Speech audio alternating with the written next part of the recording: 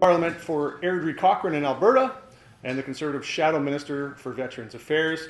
And most importantly, I'm a huge supporter of our veterans and their families. J'ai beaucoup de respect pour nos anciens combattants et leur service et leur sacrifice. And when they release, our veterans continue to have great skills and talents that they offer and can bring to many other things, the private sector and other endeavors in our country. And that's, I think, what we're here to talk about tonight, you know, the contribution that veterans can make beyond their military service once they've released from the military. And that's, you know, what Coding with Veterans is all about. And so we're here to honor the work that they do to knock down those barriers and those hurdles and to show our veterans the support when they need it to transition into the next phase of their lives. And so it's an honor to be able to be part of hosting this evening, and it's also an honor to introduce tonight the Executive Director for Coding for Veterans, Jeff Musson.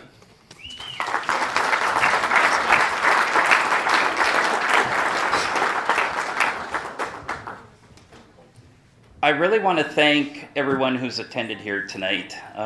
You know, Coding for Veterans, for those of you that don't know the program, we help military veterans retrain in software development, cybersecurity, and next-gen AI. The program is delivered in partnership with the University of Ottawa, and students can take the program full-time or part-time. And what's interesting is, and it's kind of a cool story, in the fall of 2019, we started off with 5 students in the program. This past January, we have now enrolled our 1,000th student. And that...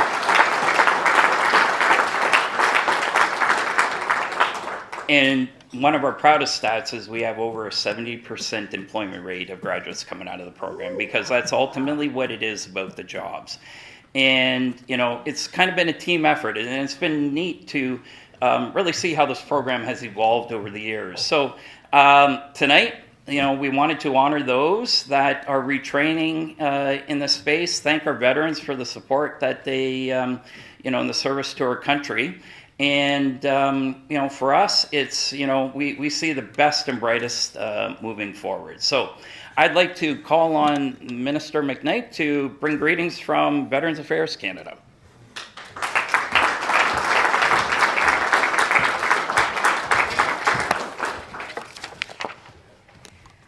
Good evening, Jeff, and thank you very much for that introduction, and thank you to all of you. It's a pleasure to join you for the 3rd annual Coding for Veterans Salute to Excellence. I'd like to begin by acknowledging that we are on the traditional unceded territory of the Algonquin Anishinaabe, and that these lands have had significance dating back hundreds, if not thousands of years. Veterans, active service members, fellow parliamentarians, and friends, tonight we celebrate people and programs that are changing lives, supporting Canada's veterans and their families as they transition from service to civilian life. For many veterans, that transition comes with a desire to keep contributing, and we want to give them help them with that opportunity, because their leadership, discipline, and problem-solving skills developed in uniform are exactly what our country and economy need. Quand les anciens combattants réussissent, le Canada réussit. Supporting veterans in building meaningful civilian careers strengthens not only their futures, but the future of our country.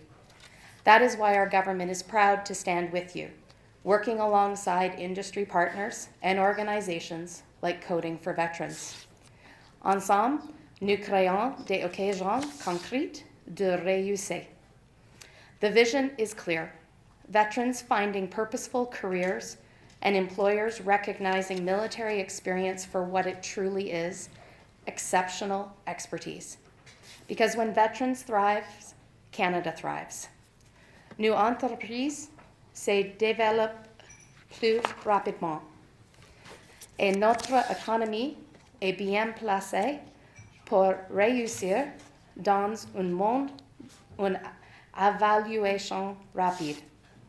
Coding for Veterans is helping make this vision real. Since 2019, you've helped more than 1,000 veterans, serving members, reservists, and family members unlock new opportunities, and step into Canada's digital future. You are strengthening our cybersecurity, our AI capacity, and our broader tech workforce. To the veterans here tonight, your skills are enhancing our businesses and our communities. Your experience doesn't just fit into Canadian workplaces, it elevates them. And we remain committed to ensuring your contributions are recognized, respected, and fully realized. To everyone being recognized tonight, congratulations. And to Coding for Veterans, thank you for your leadership, your dedication, and your impact. Thank you. Merci.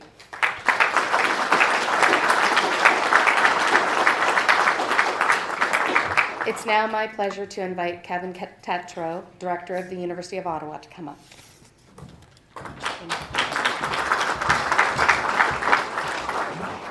Thank you very much for that very thoughtful speech. Appreciate it. And bonjour everyone, hello everyone, bonjour.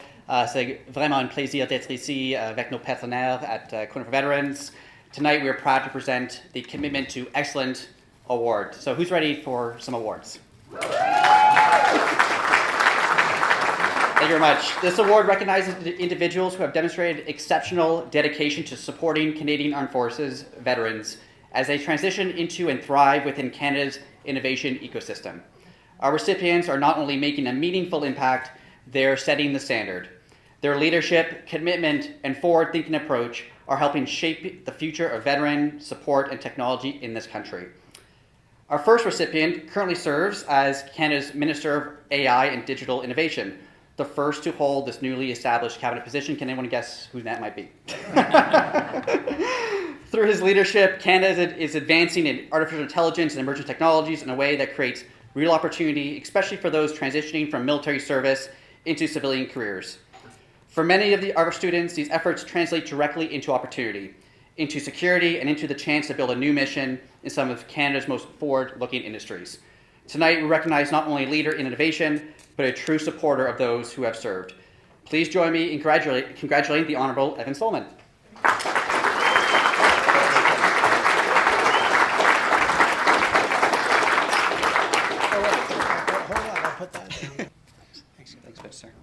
Merci,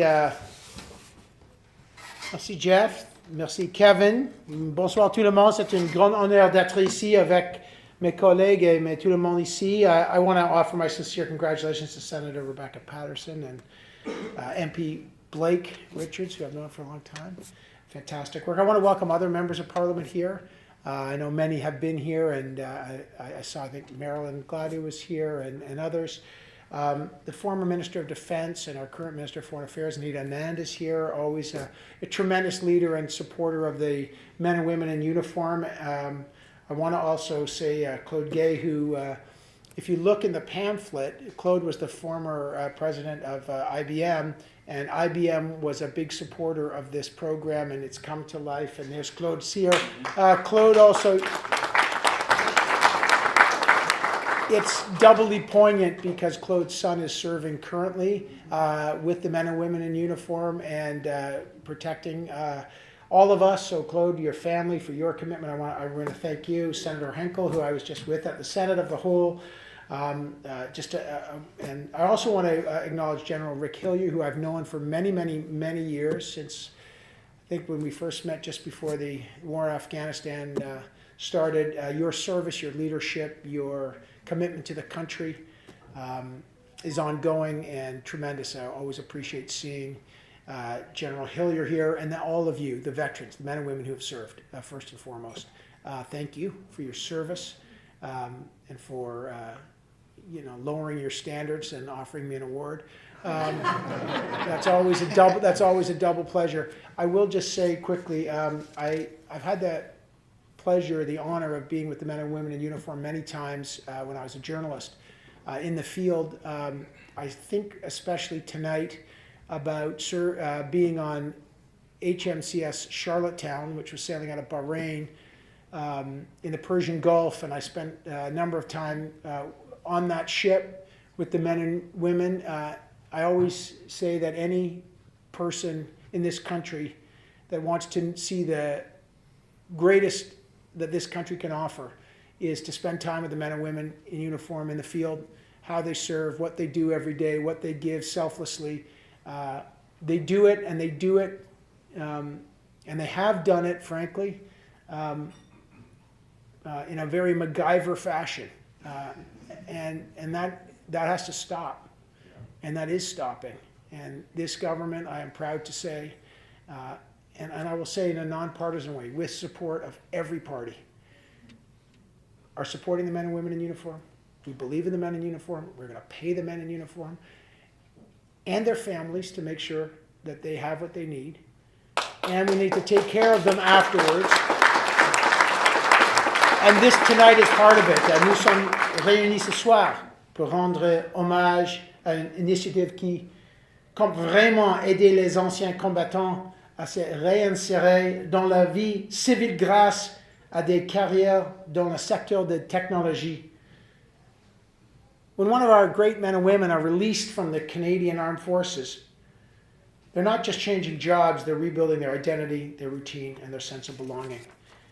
And I would be remiss to say that in our government, Mr. McKnight is the person that we look to for this leadership to make sure all of this happens. And she is leading the charge to make sure that our men and women in uniform are taken care of.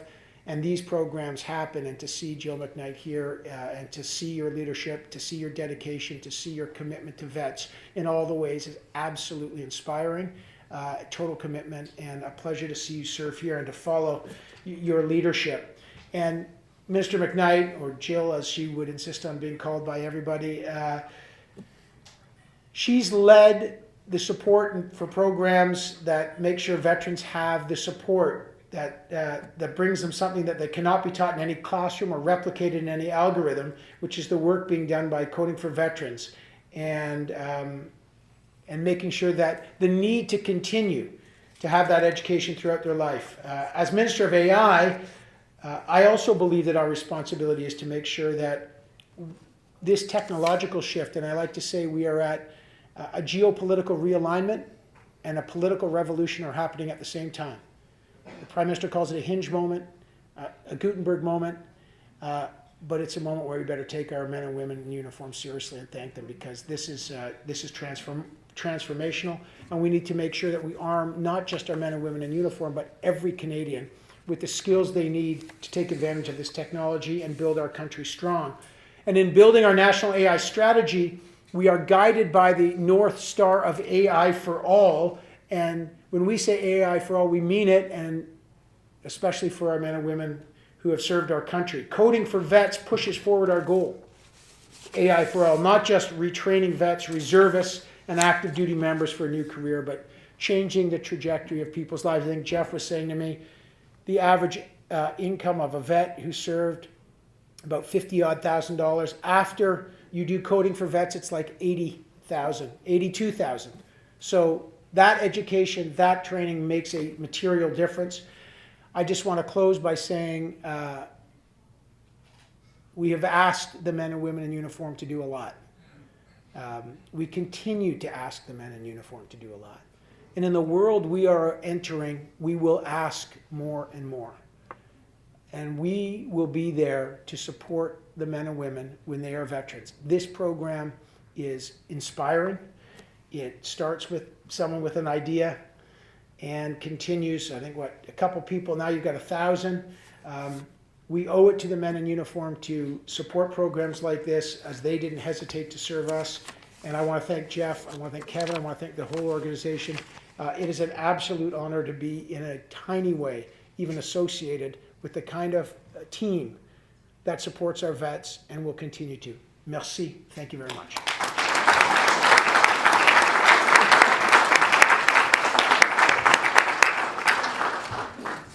Thank you very much, Minister, and congratulations. And I think we might need some more awards here. That was a very inspirational speech.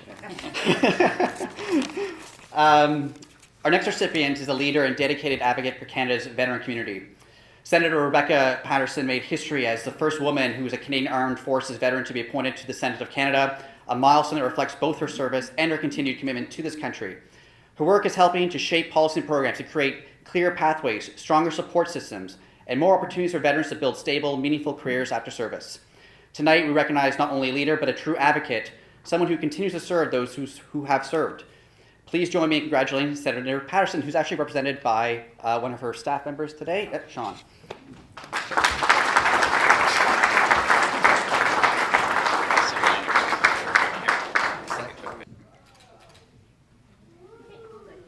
Thank you very much.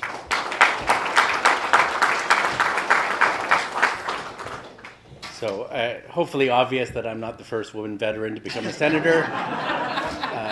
And she does apologize, such as her schedule, that I'm here. But I'm here because she hired a veteran. And she specifically wanted one. I know what it's like to be in uniform for 35 years and then go, now what?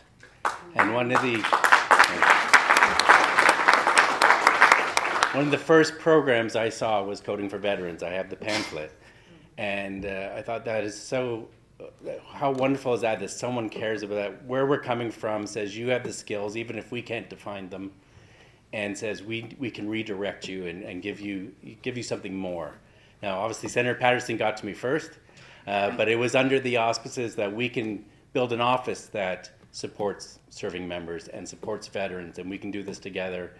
And so I know she is very, very thankful, very grateful that Coding for Veterans exists. It's exactly what we want to see. I still have the pamphlet, so I know there's some long nights in the Senate. I'm very grateful it exists. It's still in my back pocket, and we'll see. You one. Thank you very much on behalf of Senator Patterson.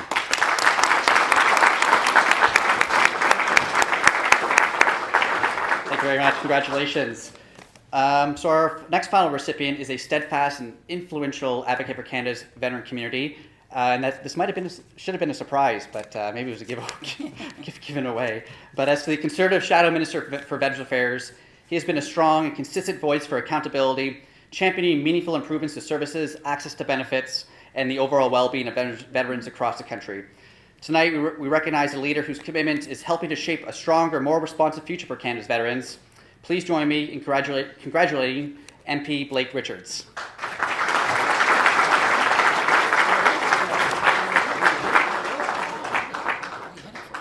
Congrats. You did surprise me. Yeah, for sure. Thank you. I guess I'll go back up here. That actually really was a surprise. They always say it's a surprise, but it really was. I had no idea that. I knew I was helping to host this evening. I had no idea I was going to receive one of these, and it's an honor for sure. I don't think anyone who stands to support our men and women who serve and have served does it to try and get recognized or receive an award of any kind. I certainly can say that's the case for me. It's out of a profound sense of respect and appreciation for what the men and women in uniform have done for this country. The very freedom that we all enjoy, the fact that some of us in this room get to go over there across the street and debate the issues that matter and do what we can to try and make the country better is because of the service and the sacrifice that so many men and women in uniform have made. And I think the least we can do is that when they do return and when they do release from the military, that we find our ways to support them, to knock down the hurdles and the barriers that might be faced to moving on with the next part of their lives. And programs like Coding with Veterans is a huge part of giving those kinds of opportunities. And it's frankly an honor to support them and to do whatever I can to make sure that our veterans receive the care, the respect, and the opportunities that they deserve, and that they have immense skills and talent to contribute to our country. So thank you very much for this and for all that you do.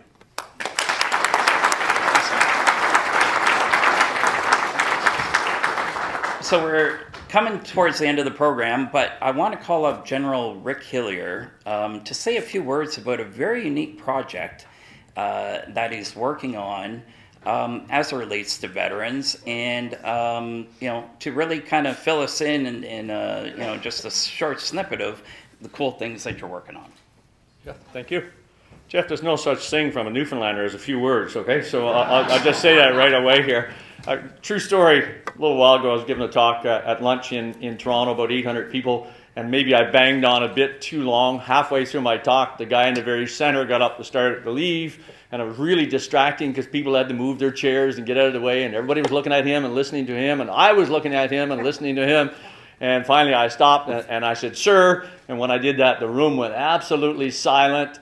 And the guy stood up, I give him credit, stood up, looked back at me, very respectfully, and I said, "Sir, it's very distracting that you have to leave now in the middle of my talk. Did you actually have to leave right now?" And he said, "General Hillier, I apologize, sir," he said. "I have to go for a haircut." And I said, "Oh my God, man, couldn't you have gotten a haircut before we sat down?" He said, "General Hillier, when I sat down, I didn't need a haircut." So there you go. So Jeff, thanks very much for the opportunity to come up here and just say a few things. I look around this room and you ever watch the Muppet Show when they do "This Is Your Life," or Kermit the Frog or the Cookie Monster, "This Is Your Life," and they trot out all those people from your past, and I look around this room and see all those awesome veterans here. And I was talking to Declan down here from the Foot Guards, and he was telling me he was on the guard on the hill there for one summer or yeah, and so did that incredible program that we see. And I said, "Hey, I was in the guard for one day when I was Chief of Defence Staff. Myself and the Canadian Forces Chief went over. We trained up for a full day before, got our kit all ready, and the next day we mobilized with the guard down at the university, came up to the armory, marched up to the hill, did the guard. The officer came around, inspected me, and said, okay, and let it go. And if you ever want to do something in your life that's like part of an exciting team, where teamwork and precision and leadership and fitness and paying attention to detail matters, go out and look at that guard or become part of that guard. It's just an awesome thing here. So, Declan, thank you for what you have done. And to the ladies and gentlemen in the room here who are veterans and who are the mothers of veterans, lady back here, I have a special love for, and her daughter is joining the Canadian Forces right now. Thank you for all that you have done. And again, I look around the room and I see Minister Anita Anand, with whom I have had a great relationship and I have much respect for. And I know, Blake, thank you for your support in what's happening. And Pauline is here to move the petition forward tomorrow. And of course, Evan Solomon used to interview me way back when. He was a bit of a dick then. I'm not sure what he's like now, but at that stage in life he was. And so we appreciate what you do. And leadership comes in many forms. I just say that to all of you. And thank you for your leadership in all those various forms. We're an awesome country, and we can be even, as I used to say to our troops, awesomer.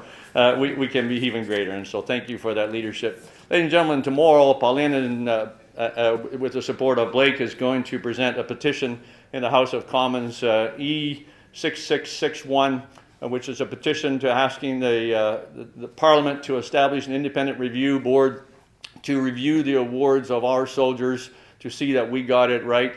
And we use the example of Private Jess La Rochelle from 2006 as the example of maybe, just maybe, it's worthy of a fresh look, and maybe the richness of detail and the knowledge that we have now these days that we did not have during the assessment of his actions back in October of 2006 makes a difference, and we should review. But in any case, we should review. Every other nation that we sort of are allied with, are friends with, have done it. The Americans do it on a routine basis, and you've probably seen pictures or video of presidents in the Oval Office putting the Medal of Honor around a 99-year-old man or something along that line, because they went back, relooked, and then came up and said, it wasn't right. The Australians did it with a young 19-year-old sailor from 1942 who was killed fighting for his ship, and about 4 years ago, made the representation to the Queen and presented him the Victoria Cross. New Zealand has done it, the Brits have done it, and I think we can actually do it too. And I'll just talk about Jess La Rochelle for a minute or so. And he was a young man, a baby-faced young man, a soldier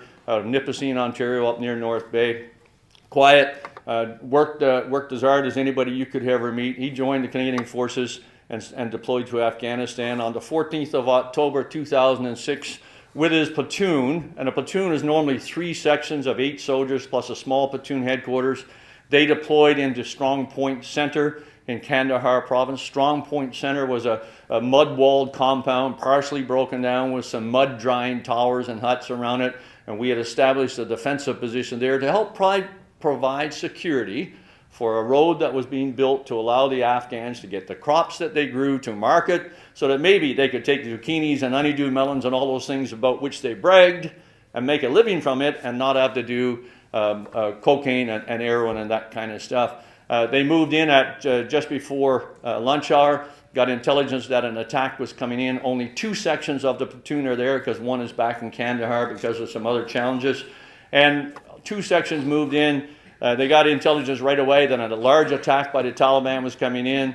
The Master Corporal who was running the section, Jeremy LeBlanc, now Sergeant Major Jeremy LeBlanc in Petawawa, said, I've got to put somebody up in that tower. We don't have enough troops to put 2 people up there, and that's our basic rule, always 2 people in a position. So I can only put 1. Do I have a volunteer? And that young baby-faced soldier from Nipissing stuck his hand up, went into the tower about 2 o'clock, and about 15 minutes later, the Taliban attacked. Up to about 40 fighters attacking directly towards that tower. Heavy machine gun fire coming in towards him, going to the rest of the platoon also in the mud-walled compound. In the opening minutes, Jess is pouring machine gun fire back at that attack, and a rocket-propelled grenade came through one of the openings in the tower, detonated on the back wall that was part of where Jess was, and Jess went unconscious. And he said to me long after, he said, sir, it was just like Star Wars. I came to, I'd been out for a few seconds, I came to, and there was flashing lights and things going off. He said, I got back on my feet. He had a C7 machine gun, 7.62 machine gun. He had about 800 rounds there. He fired them all, except for about 75 to 100. And he kept that as a last-ditch resistance. And then he started picking up, he had about 15, 16 M72 rocket launchers. And for all the soldiers there know of what I'm talking about, it's just a cardboard tube about yay long, about yay big. You extend it out, the sight pops up, you pop the end caps off it, you put it on your shoulder, you pull the safety out, and you fire that sucker. And if you're within about 10 feet, you can probably hit something. More than that is pretty challenging. And he started firing those rockets one at a time at each of the Taliban fighters as they would get up and move towards him. Bang it off, throw it away, bang it off, throw it away, bang it off. And eventually the firepower that he brought was so heavy that the attack broke up. They'd had enormous casualties, compliments of his fire, and the attack broke off and the Taliban started falling back slightly, knowing they were going to come back again though. Jess stayed there. Lieutenant Ray Corby, as platoon commander, moved up to the tower. He said I was bounding up there. We were still getting some incoming fire. So I looked at what was left of the tower and I thought, nobody can be alive in there. And he said that little head popped up and it was Jess Larochelle who said, sir, I'll provide some covering fire. Come on in. And Ray went in and he said, got the sort of situation report from Jess about what had happened. And he said, good, we're going to replace you now up here. And Jess said, sir, do not do that. Don't impose that on somebody else. I've been here. I know the lay of the land. I know where they're coming. I will stay and carry on the fight. And Ray said, we can't reinforce you till at least after dark. And Jess said, sir, I've got it. And Ray left about 2:30, 2:45, went back down. Jess stayed in the fight in that tower by himself till after dark that night, after about 8:30. Got reinforced with one other soldier. The next morning, they were replaced by another company that moved in. Jess went with his platoon. And they went back to Kandahar Airfield. And the reason they went back was during the night they lost 2 of their soldiers in that platoon who were killed in the firefight. And Jess Larochelle, again, that baby-faced young Canadian, went back to help carry the body of his best friend, Private Blake Williamson, onto the aircraft coming back to Canada in his final journey home. It was only after he had helped carry the body back into the C-130 and paid his respects to it. He went to one of our medics and said, I'm hurting a little bit. Well, what we discovered, he had a detached retina in his right eye. I've never had a detached retina, but I hear it's one of the more painful things that you can have. His eardrums were broken. He had a concussion. He had a vertebrae broken in his neck, and his back was broken. All of this from that rocket blast that knocked him up against a steel-hard mud wall that had been baked in the desert sun for literally hundreds of years. And obviously, we evacuated him from theater. He was treated abysmally, I will tell you that, in the 2 weeks sort of following that, left on his own, left without support to come back to Canada. And we had to go out and learn a whole bunch of lessons on how truly to look after our people. He came back to Canada. His injuries were severe. They followed him around for years. And eventually, about 2.5 years ago, we lost Jess Larochelle to those wounds and to the medical treatments which were trying to help him recover from those wounds. And we lost that boy far too early. That richness of detail about him volunteering to go into that tower, about his incredible bravery and almost being out of ammunition and having to save some for a last-ditch attack, about volunteering to stay there for the rest of the afternoon so some other poor soldier didn't get put in that position by himself. And then despite all of that, staying there overnight, and then despite being in such horrible pain, went the next day to help carry the body of his friend Blake onto that airplane. Jess La Rochelle was awarded the Star of Military Valor. I chaired the Honors and Awards Committee that awarded that Star of Military Valor. And I went back in the theater a couple of weeks later. The commanding officer, Lieutenant Colonel Omar Lavoie, was there. I went for a little walk with him, stuck my arm around his shoulders, and I said, you know, Jess, we were that close. Star of Military Valor, Victoria Cross. And at the end of it, we decided Star of Military Valor. And one of the reasons, there were several reasons we did it, but you know, first of all, we were new to war. Right? This was early 2006. We were new to war. We hadn't been in a fight like this since Korea. And this was a new business for all of us. Secondly, I kind of joke about this, but it was really truth in a very real way, was the fact that we kind of thought that we were much like the French figure skating judge from those infamous Olympics, where she saved her marks when the French skaters would come and compete, so she'd have good marks to give them. We kind of thought, you know, that's a pretty incredible act of valor.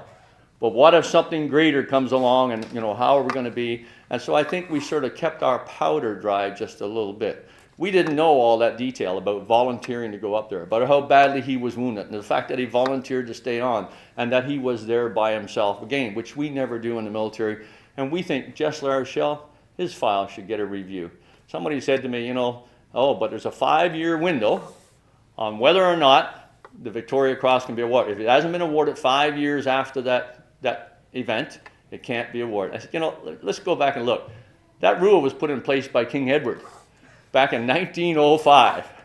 How much have we changed since 1905? Every freaking thing in our entire society, right? It's our medal. We can change the rules. We can do whatever we want with it. But here's what I would tell you. I think if we reviewed those files from Afghanistan as a start, and we can decide to go elsewhere after if we wish, that would be a wonderful thing to do. And maybe Jess La Rochelle, maybe a guy like Rick Stacey, maybe a guy like Shawn, any of those Star of Military Valor winners. And I would commend you to go to the National Post series of last year, Heroes Among Us, and just read their stories.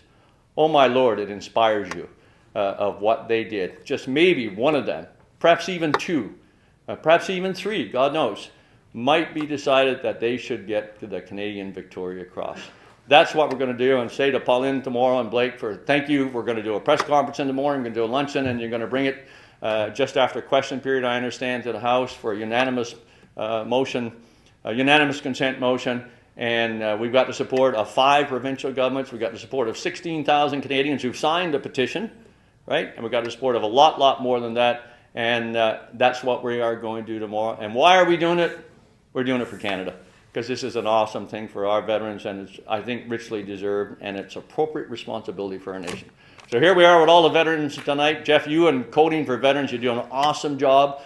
You with the University of Ottawa, with companies like IBM, that's incredible. Keep up that great work. I always believe if you want somebody to come and work with you, who's a leader, who doesn't panic, who will work, doesn't matter what the clock is, right? Who have a sense of humor, who love belonging to the best teams in the world and work to create that, you don't have to look any further than a veteran.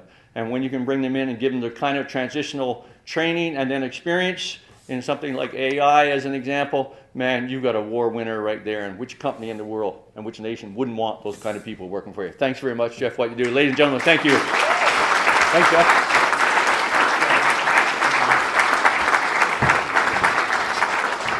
Okay, so one last thing that I want to address is Serge Blais in the audience.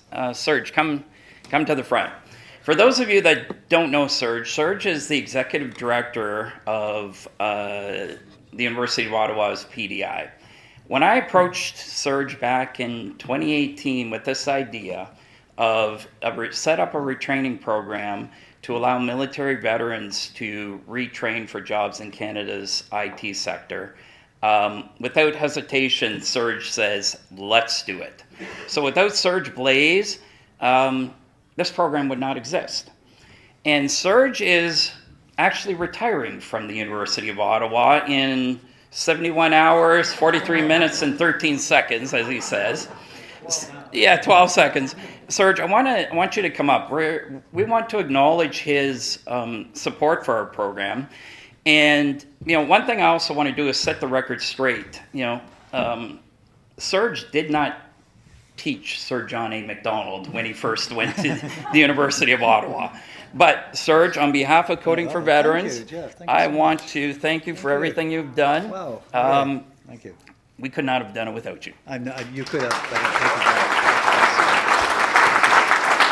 Here, let's do a quick picture here. I had no idea, did you? This is totally unexpected. Totally unexpected. I was back there eating my poutine, and sorry if I'm still. This is amazing. I mean, those of you who know Jeff, you know you're working like a machine, right? I mean, and I say this in a positive way, of course.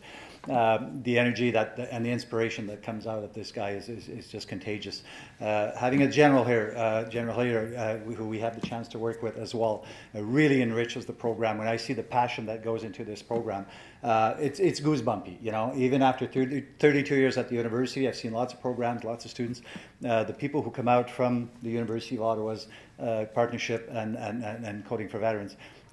Pretty amazing stuff. Merci beaucoup d'avoir été là. Merci beaucoup d'être en si grand nombre. I don't agree with General Hillier's assessment of Mr. Solomon, but but I've never been interviewed by him, so how would I know? Merci beaucoup. Je souligne la présence aussi du professeur Guy Vincent Jourdan qui est ici avec nous. Jeff has mentioned it. The Coding for Veterans program now is credit equivalent, so it bears credits at the university, which means it's a gold standard, right? In a university, if you don't have credits, it's not worth it. So the Coding for Veterans program now is open for credit equivalencies, which means that the program is now open not just for veterans, but for active service members. And so this will only grow. Thank you very much. Hey, man. Let's connect us.